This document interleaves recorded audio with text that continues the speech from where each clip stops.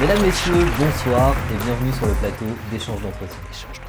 L'invité de ce soir est une ancienne star des années 80.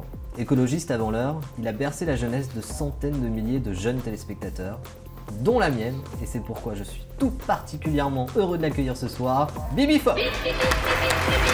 Bibi, bonsoir. Bonsoir. Alors Bibi, tout d'abord, qu'est-ce que ça vous fait de retrouver en plateau télé comme ça 20 ans après? C'est-à-dire que ça fait toujours un petit peu bizarre de retrouver les lumières et le regard des gens tout simplement. Pour expliquer aux jeunes générations, Bibi Fox, c'est 50 épisodes, une série qui a connu un succès immense. À l'époque, vous étiez considéré comme LA star montante du dessin animé. Et puis là, ça a été la rupture. Du jour au lendemain, plus de Bibi. Expliquez-nous ce qui s'est passé. C'est-à-dire qu'à l'époque, on m'a pas vraiment laissé le choix, quoi. Les producteurs ont jugé que le froid et la neige, ça parlait plus forcément aux gamins.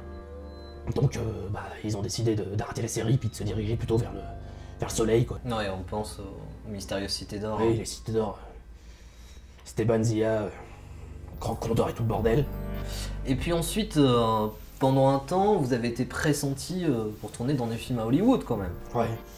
Ouais, c'est vrai que j'ai passé des auditions pour le rôle de Shere Khan.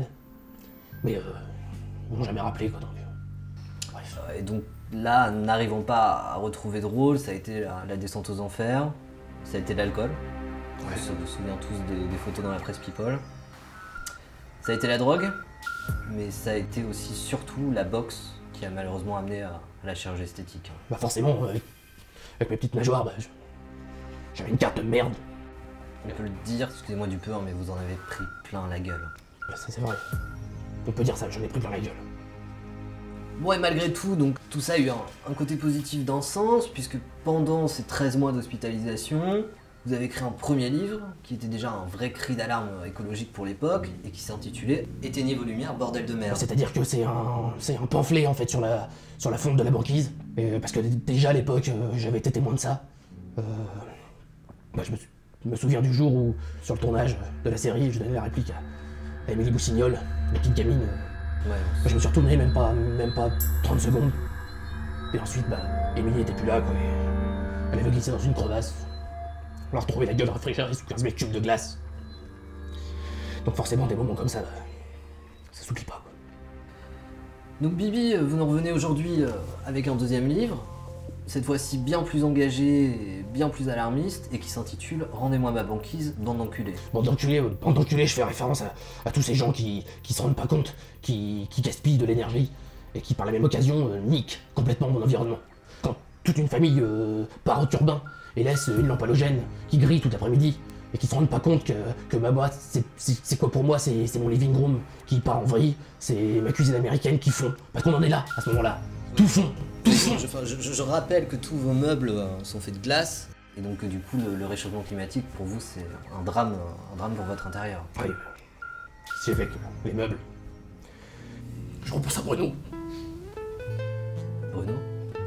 Ouais, Bruno, un ours blanc, mon ancien sparring partner quand je me suis remis à la taille. On était devenus amis, quoi, il habitait juste à côté de chez moi. Et un soir, la banquise s'est décrochée, quoi. Et l'igloo est parti avec, quoi. On n'a jamais revu Bruno, quoi. Mais c'est pour des mecs comme lui, que j'ai écrit ce bouquin. Bibi, nous arrivons déjà à la fin de notre interview. J'espère que votre livre connaîtra le succès qu'il mérite et qui permettra surtout aux gens de prendre conscience du drame qui est en train de se passer actuellement. Espérons, quoi. Quoi de prévu pour les prochains jours, Bibi? Je pense rentrer chez moi, quoi. Et vous rentrez comment d'ailleurs, Bibi? Là c'est simple, je vais prendre le Clear Stream. Le Clear... Ah, vous voulez dire le Gulf Stream? Ouais, je me souviens jamais du nom de la ligne. Donc je vais prendre la Seine, direction l'Angleterre. Puis là j'ai un changement, puis ensuite c'est direct, quoi. Pour ça, faut pas que je parte trop tard. Merci beaucoup. C'était un vrai plaisir de vous voir. Merci à tous de nous avoir suivis. La semaine prochaine, nous recevrons l'éléphant bleu. À demain. Par contre, j'ai bien un glaçon.